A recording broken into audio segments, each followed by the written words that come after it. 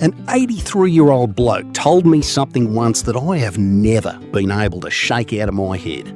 He looked me dead in the eye and said, "Bruce, the saddest words in the English language are not, 'I cannot afford it.' The saddest words are, 'I never got around to it.'" Then he pointed a crooked finger at me and said, "Do not dare end up saying that." I spend my life sitting across the kitchen table from Aussies in their 70s and 80s. These are the people who have already finished the race that you and I are still running. Lately, I have started asking them a cheeky question. I ask them, if you could go back and have a beer with yourself at age 55, what exact advice would you give? Their answers are almost never about money. Today, I am going to walk you through the 10 brutal life lessons I hear over and over again from 70-year-olds. Every single one of these lessons comes from someone who is already standing exactly where you are heading. Let us start with a woman named Margaret. She was 79, sharp as a tack, and she drew me a picture of 3 rooms. In the first room, when you were young, you have your health and you have all the time in the world, but your pockets are completely empty. In the third room, when you are old, your pockets are finally full of superannuation and your calendar is completely empty, but your body is broken. Your knees ache and you cannot walk up a hill. Then she pointed to the second room. She said, "Your late 50s and your 60s are the only room in your entire life where you have time, health and money all at the exact same time." Most Aussies sprint straight through this room without even looking up from their desks. They hoard their money and save the big caravan trip for a someday that eventually arrives with a walking stick. Do not store your life up in a jar for later. Eat it right now. The second lesson comes from a retired builder named Donald. He told me that most men split their lives into 2 simple piles, the work pile and the family pile. We feel incredibly noble dividing ourselves between the boss and the kids. But Donald said there is a third pile. It is the me pile. This is the hour you spend tinkering in the shed, the quiet walk with the dog, the morning where you are completely useless to every other living soul. Donald spent 40 years robbing his me pile to pay the boss, and he said it completely hollowed him out. Whatever fills your tank back up, put it in your diary like a doctor's appointment. If you do not aggressively guard your own time, the corporate world will quietly eat you alive, and you'll hit 65 wondering why you feel totally dead inside. A retired headmistress gave me the third lesson. She said the absolute greatest freedom of hitting your late 50s is that you finally learn how to say the word no. When you're 30, saying yes is how you build your career. But when you cross 55, the math changes. Every single time you say yes to a boring committee, a draining favour or a toxic relative, you are saying no to something quiet that you actually wanted to do. The day you stop caring about looking rude is the day you get your own life back.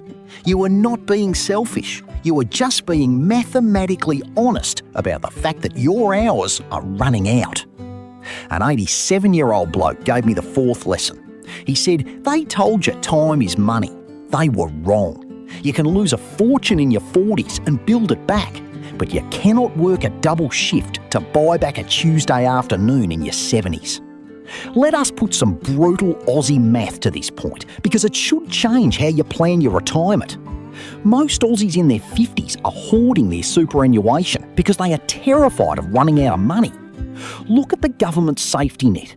In 2026, the full age pension for a couple is roughly $44,000 a year, tax-free, indexed to inflation and paid for the rest of your life. You cannot outlive it. If you had to buy a guaranteed $44,000 annuity on the open market, it would cost you nearly $1 million. Once you understand that the age pension floor is sitting directly underneath you, you can stop treating every single dollar in your super account like a sacred artefact. Your money can sit there and grow. Your time only moves in one direction.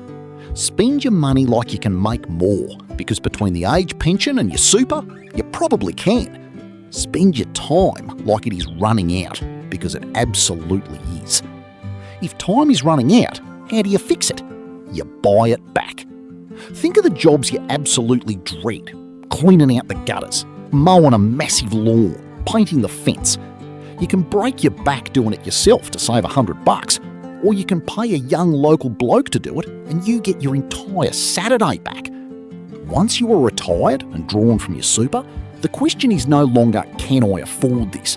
The real question is, what is my hourly rate, and is this job the best use of my remaining time? If you pull tax-free cash from your super pension account to pay the gardener, you are not being lazy. You are buying back the only asset on earth that you cannot manufacture more of. Do what only you can do, and happily pay good people to do the rest. I met a woman who lost her husband suddenly in her 60s. She was completely lost. A year later, I saw her and she looked 10 years younger. She had started swimming every morning. She joined a local walking group. She decided that the time she had left was going to be actively lived. Your physical health in your 50s is not about vanity. It is the price of admission to that middle room we talked about earlier. Pay the ticket. Get off the couch. A massive super balance is completely useless if you are too sick to spend it. This is the one I struggle with personally. It is the quiet habit of buying shiny things to prove to your neighbours that you are still successful. I knew a bloke who retired and immediately pulled $80,000 out of his savings to buy a massive brand new four-wheel drive. 6 months later, the thrill was completely gone. He realised he just wanted to prove he had made it. If he had left that money in his super account, it would have generated thousands of dollars a year in tax-free dividends. Instead, he dumped it into a depreciating piece of metal. Before you make a massive ego purchase, take 10 minutes and ask yourself what you are actually trying to prove. If you really want the car, go rent one for a month. Get it out of your system. You will save yourself a massive tax headache and keep your capital safely invested. Everyone assumes that when you retire, your spending slowly drops in a straight line. That is a myth. The honest shape of retirement spending looks exactly like a smile. It is incredibly high at the start. Those are your go-go years where you buy the caravan and do the massive trips. Then it dips in the middle when you slow down. Then it spikes back up at the very end when the heavy medical and aged care bills arrive. You must plan for those expensive early years. And here is a massive tax trick you cannot ignore. If you're married and one of you has a massive super balance while the other has nothing, you are making a mistake. Use the withdrawal and recontribution strategy before you retire to split the money evenly between your two accounts. This allows both of you to use your individual tax-free thresholds and doubles your transfer balance cap limits. Do not pay tax in one name while a tax-free bracket sits completely empty in your spouse's name. A bloke told me he spent his first year of retirement tracking down an old mate from 30 years ago.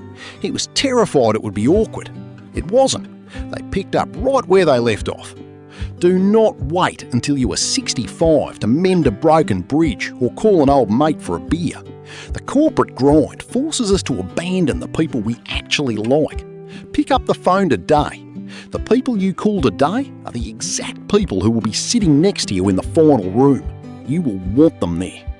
The final lesson is the most dangerous trap of all. Thousands of Aussies spend decades running away from the grind.